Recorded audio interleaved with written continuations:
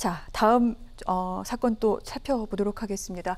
어젯밤, 오늘 아침까지 아마 놀라신 분들이 굉장히 많았을 것 같습니다. 울산의 33층 주상복합 아파트에서 어젯밤 11시경에 큰 불이 나서 오늘 오전까지 대대적인 진화 작업이 이루어졌고요. 조금 전에 이 불 완전히 진화됐다, 이런 소식까지 전해졌습니다. 그런데 정말 큰 불이었는데 천만다행히 인명피해가 그렇게 크지가 않았습니다. 네, 그렇습니다. 무려 15시간 40분 만에 불이 완전히 지금 진화가 된 것인데 네. 93명이 지금 병원으로 이송돼 있는 상태입니다. 그 가운데 3명이 중상자고요. 그리고 1명이 소방대원 포함이 돼 있습니다. 그리고 나머지 90여 명이 지금 단순 연기 흡입이나 찰과상 등 경상자입니다. 다행스럽게 사망자가 발생하지 않았다는 건 이 대형 사고에 비해서 정말 다행스러운 점인데, 일단 이 소방당국의 굉장히 발빠른 대처가 주요했다고 보고요. 그리고 주민들이 상당히 이 큰 불이 났음에도 불구하고 침착하게 대응한 것 또한 인명피해를 최소화시킬 수 있었던 그런 주요 원인 중에 하나라고 생각이 됩니다. 소방대원들, 사실 이 아파트가 33층 주상복합 아파트예요. 그러다 보니까 31층부터 33층까지는 진화에 굉장히 어려움을 겪었다고 합니다. 그 가운데서도 지금 화재 진압하는데 고층부로 올라갈수록 굉장히 어려웠기 때문에 일일이 호수별로 들어가서 화재 진압을 하면서 인명 구조까지 함께 동시에 이루어졌다고 하고요.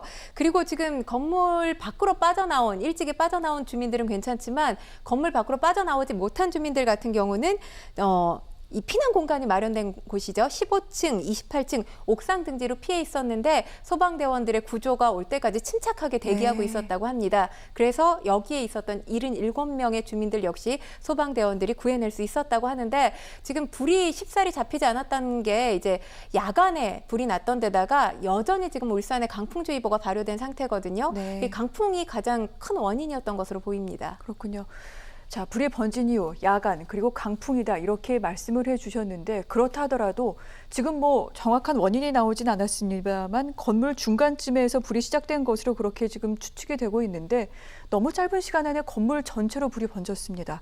좀 이유를 따져봐야 되지 않을까요? 그렇죠. 지금 최초 발화점은 에어컨 실외기라고 추정을 하고 있고 12층 정도에서 불이 난 것으로 지금 알려지고 있는데, 어디까지나 아직까지는 추정된 상황입니다. 그리고 정확한 화재 원인 지금 소방당국에서 조사에 나서고 있습니다.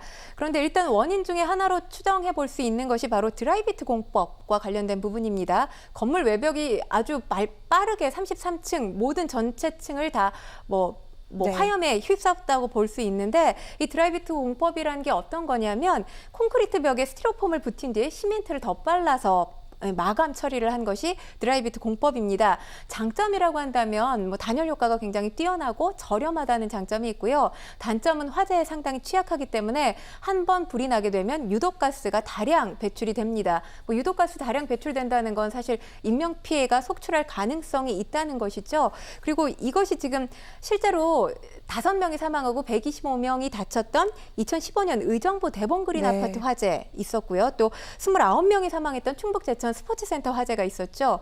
또 38명이 사망했던 밀양 세종병원 대형 화재도 있었는데, 이 세 곳 모두가 외벽이 이 드라이비트 공법으로 지어진 것으로 알려지고 있습니다. 2015년에 의정부 대본그린 아파트 화재 이후에 6층 이상의 건물에는 드라이비트 공법이 시행할 수 없도록 금지돼 있는데, 안타깝게도 지금 대형 화재가 난 이 울산의 주상복합 아파트 같은 경우는 2009년에 지어졌기 때문에 해당 사항이 없는 것으로 알려지고 있습니다. 그렇군요. 참고로 방금 이제 평론가님께서 드라이비트라고 말씀을 하셨는데, 아직 정확하게는 좀 밝혀지지 않은 부분도 있는 것 같습니다. 알루미늄 복합 패널로 지금 전해지고 있는 부분도 있긴 한데, 어찌됐건 마감하는 부분은 안에 좀 단열재를 넣어서 마감을 하는데, 이 부분으로 인해서 외벽으로 화재가 번졌다, 지금 이런 얘기가 계속해서 나오는 것 같습니다. 이 부분은 경찰 수사 결과를 지켜봐야 될 것 같고요. 그리고 조기 진화가 어려웠던 부분이 고가 사다리 차가 없었기 때문이다, 이런 지적도 나와요.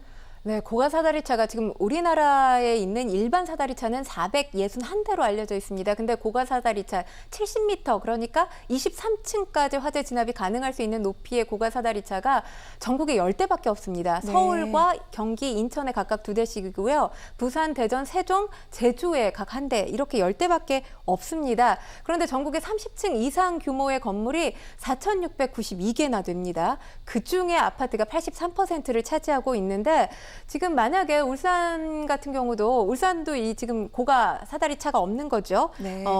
중요한 게 이게 있었다면 12층에서 불이 시작됐기 때문에 일찍 진화가 가능하지 않았을까라는 아쉬움이 드는데 지금 화재 사고는 당연히 예측 불가능한 사고잖아요. 그런 만큼 빨리 각 지자체별로 여러 대 마련하는 것이 지금 시급해 보입니다. 사실 초고층 건물, 특히 주거용 건물들이 점점 늘어날 수밖에 없는 상황이긴 한데 이번 화재를 통해서 또 우리 소방당국, 우리나라가 어디에 어떻게 대처를 해야 될지 다시 한번 좀 다잡는 기회를 삼아야 될 것도 같습니다. 어찌됐건 이번 화재 조기에 진압할 수 있었고 인명피해 없었던 데 대해서는 소방대원들 그리고 주민들의 또 빠른 대처가 굉장히 좀 주요했던 것 같습니다. 다시 한번 감사드린다는 말씀을 좀 드려야 될 것 같네요. 평론가님, 오늘 말씀 여기까지 듣겠습니다. 고맙습니다.